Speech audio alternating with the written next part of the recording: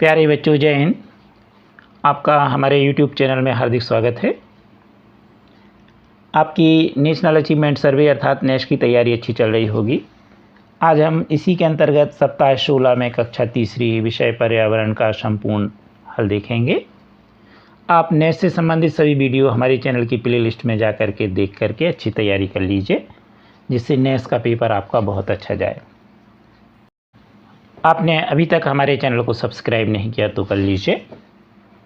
अब हम देखेंगे पर्यावरण अध्ययन के अंतर्गत प्रश्न पहला। यह सबसे ऊंचा प्राणी है, जेब्रा, हाथी, गोरिल्ला या जिराफ। तो आपने हाथी तो देखा होगा, जेब्रा, गोरिल्ला और जिराफ हो सकता आपने ना देखा हो, या फिर आप चिड़ियाघर गए होंगे तो वहाँ आपने देखा हो। तो हमने यहाँ पर जिराफ का चित्र बता दिया है। इस चित्र में आप देखिए, जिराफ बहुत ऊंचा होता है। आप देख रहे हैं इसकी गर्दन बहुत ऊंची होती है, इसलिए इन सभी प्राणियों में सबसे ऊंचा प्राणी कहलाया जिराफ, इसलिए इसका डी वाला उत्तर सही है। प्रश्न दूसरा है, पानी की आवश्यकता नहीं होगी चाय बनाने में, पंखे चलाने में, आटा गूंथने में या पौधे उगाने में। तो चाय बनाने, आटा गूंथने और पौधे उगाने में हमें पानी की आवश्यकता होगी, परंतु पंखे को चलाने में हमें पानी की आवश्यकता नहीं होगी, तो इसका बी वाला उत्तर सही है। प्रश्न तीसरा, मरे हुए जानवरों को खाता है कौआ, मोर, गिद्ध और तोता। तो गिद्ध खाता है मरे हुए जानवरों को। हो सकता आपने गिद्ध भी ना देखा हो, यदि आप गांव में रहते हैं तो देखा होगा, क्योंकि गिद्ध जो है अब विलुप्त होते जा रहे हैं। तो यहाँ पर हमने ये गिद्ध आपको बताया है चित्र में। इस प्रकार से यह पक्षी है और यह मरे हुए जानवरों को खाता है और इस प्रकार से वह गंदगी को साफ करता है, यानी स्वच्छता में भी हमारी मदद करता है। तो इसका सी वाला उत्तर सही है। प्रश्न चौथा, नेत्रहीन लोग ब्रेल लिपि में पुस्तकें पढ़ते हैं छूकर और महसूस करके, देखकर और सूंघकर, देखकर और सुनकर, इनमें से कोई नहीं। नेत्रहीन मतलब जिनकी दोनों आँखें ना हों, तो उस स्थिति में वो कैसे पढ़ें? तो उस लिपि को, जैसे आप हिंदी अंग्रेजी पढ़ते हैं, तो इसी प्रकार वो ब्रेल लिपि के द्वारा अपनी पढ़ाई कर सकते हैं। और इसको सबसे पहले इस लिपि का आविष्कार लुई ब्रेल ने किया, इसलिए उन्हीं के नाम पर ये ब्रेल लिपि जानी जाती है। यहाँ पर हमने आपको ब्रेल लिपि में ABCD कैसे बताते हैं उसका हमने एक चित्र भी प्रस्तुत किया है। जैसे A के लिए देखिए एक बिंदु, और B के लिए खड़े दो बिंदु, और C के लिए आड़े दो बिंदु।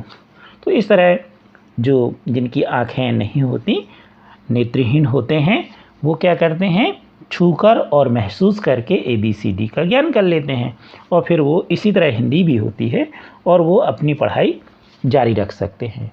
तो इस प्रकार इसका सही उत्तर होगा ए, छूकर और महसूस करके। प्रश्न पाँचवा, पालक एक पौधे के खाली स्थान से प्राप्त होता है, फल, फूल, जड़ें या पत्ते। तो पालक की पत्तियां खाई जाती हैं, और आप देख रहे हैं हमने यहाँ पर पालक के पत्तियों का चित्र भी बताया, और ये तो लगभग आप सभी ने देखा होगा, चाहे आप शहर में हो चाहे देहात में हो।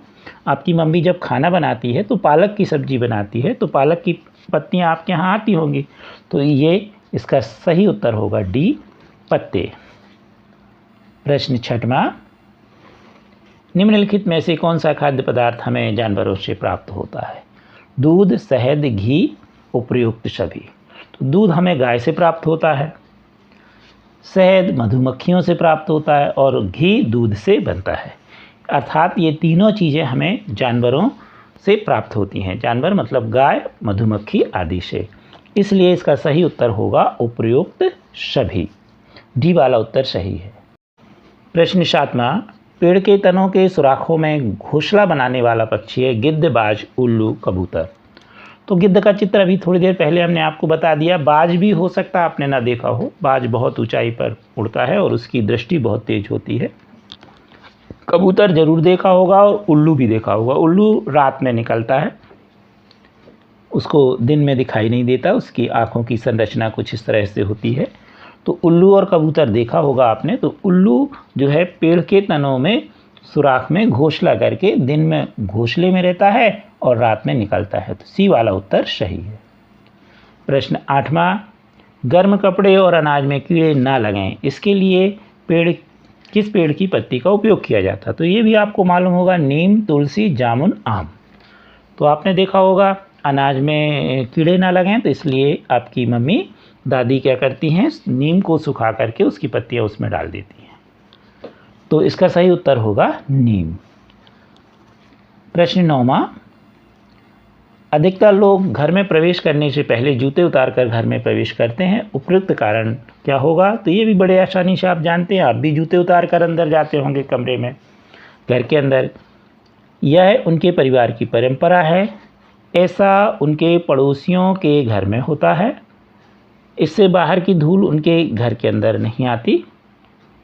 डी, उनके घर के बुजुर्ग उनसे ऐसा करने कहते हैं। तो इसका सही कारण क्या है?